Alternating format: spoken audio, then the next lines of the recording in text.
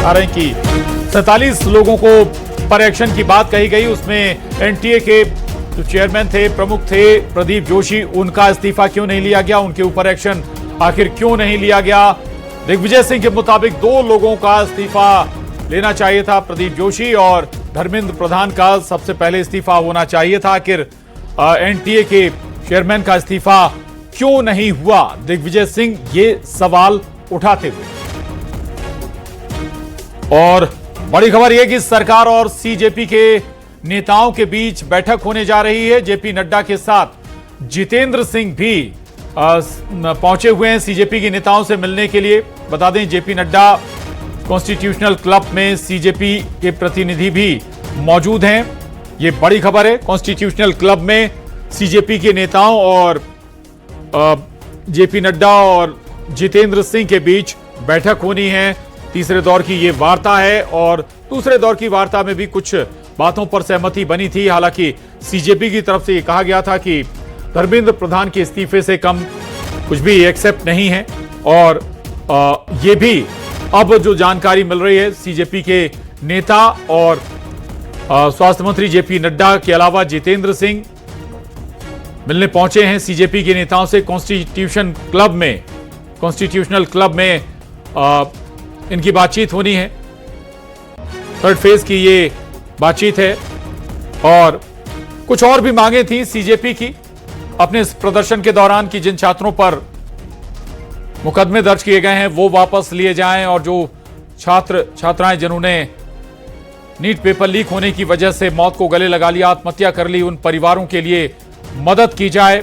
ऐसी कई मांगों के साथ इनका ये प्रोटेस्ट जारी था। तो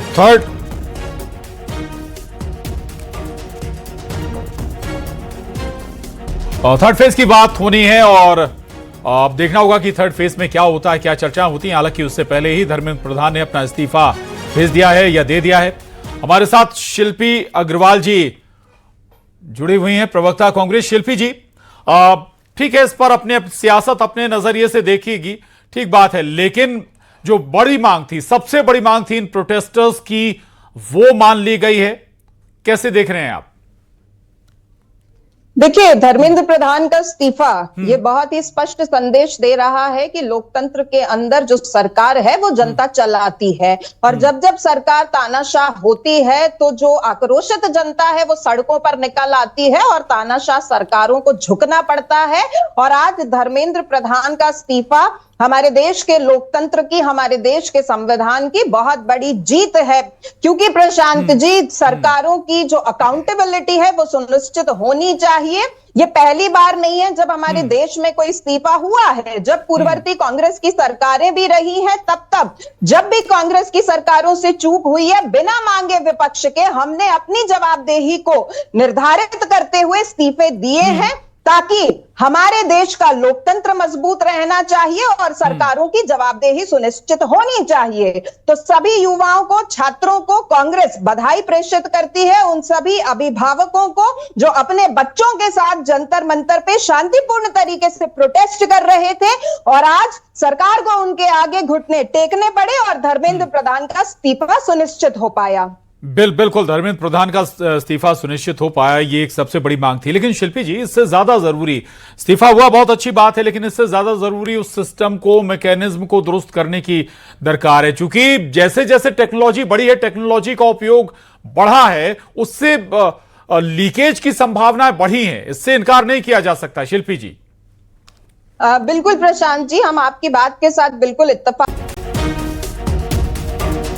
और खबर दुर्ग से है, जहां स्कूल शिक्षा मंत्री गजेंद्र यादव का बड़ा बयान आया है। धर्मेंद्र प्रधान को इस्तीफा नहीं देना था, कोई भी मंत्री नहीं चाहता ऐसे पेपर लीक हों। केंद्र सरकार इस मामले में गंभीर है, ये कहा गजेंद्र यादव ने। दुर्ग से स्कूल शिक्षा मंत्री गजेंद्र यादव का ये बड़ा बयान है। वो कह रहे हैं कि कोई भी नहीं चाहता कि इस तरीके से पेपर लीक हो। मेरा तो व्यक्तिगत मत है कि उनको इस्तीफा नहीं देना चाहिए, क्योंकि सिस्टम है, सिस्टम बहुत बड़ा रहता है, हजारों कर्मचारी रहते हैं, कहीं भी कोई भी लीक पॉइंट हो सकता है। कोई भी मिनिस्टर थोड़ी चाहेगा कि वहां पे कोई गड़बड़ हो। अब किसी एक व्यक्ति का सजा पूरा विभाग भुगते हैं या कोई माननीय मंत्री भुगते, ये बिल्कुल न्यायोचित नहीं होगा। यादव को आप सुन रहे थे। गजेंद्र यादव कह रहे हैं कि धर्मेंद्र प्रधान को अभी इस्तीफा नहीं देना चाहिए था। कोई भी नहीं चाहता कि इस तरीके से पेपर लीक हो। गजेंद्र यादव छत्तीसगढ़ के शिक्षा मंत्री हैं।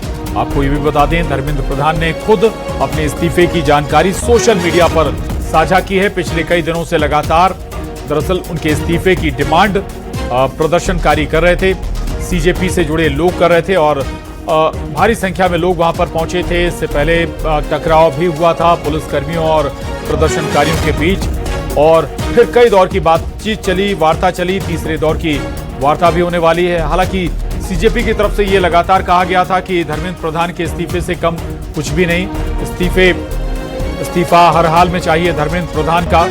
और नीट एग्जाम, नीट के जो पेपर लीक हुए थे वहीं से ये पूरा मामला उठा था। इसी मुद्दे को लेकर सीजेपी के नेता और उनसे जुड़े लोग जंतर मंतर पर प्रदर्शन करने के लिए पहुंचे थे।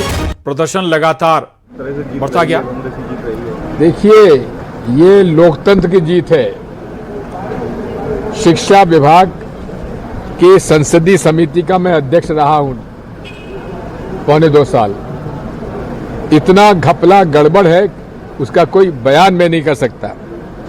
नेशनल टेस्टिंग एजेंसी एनटीए का जो अध्यक्ष हैं प्रदीप जोशी, जो कि आरएसएस के प्रचारक के रूप में हैं, उनकी गलत नियुक्ति तत्कालीन गवर्नर भाई महावीर जी ने 2002 में की थी जबलपुर में।